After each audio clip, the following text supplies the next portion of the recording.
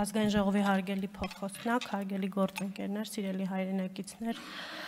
առաջնահերթ ուզում եմ շնորհակալություն հայտնել քաղաքացիական պայմանագիր խմբակցությանը իմ թեկնածությունը այս պաշտոնում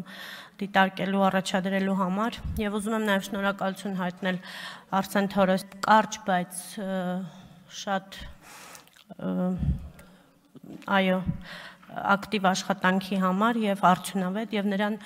մաղթել արդեն աշխատանքի եւ սոցիալական հարցերի նախարարությունում արդյունավետ կառավարում։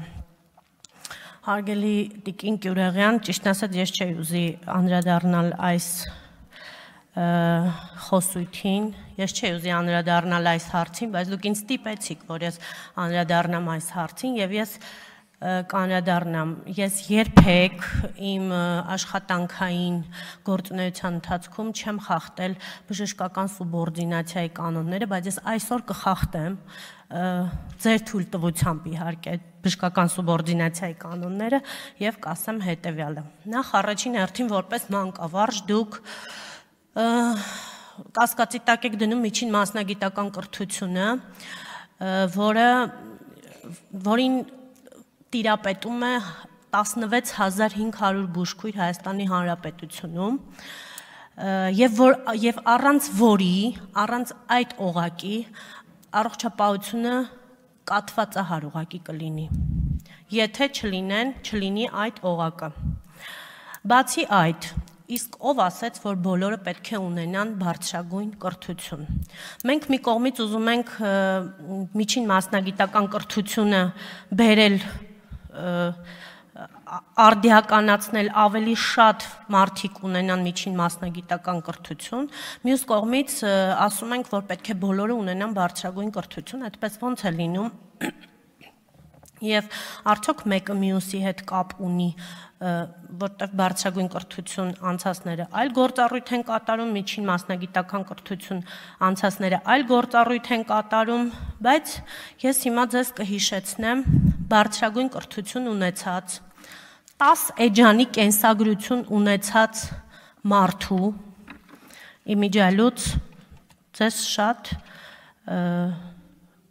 լավատեղիք, բոլորիդ լավատեղյակ Արամ Մինասյանի կենսագրությունը, դեպ ես դա կարդացել եմ,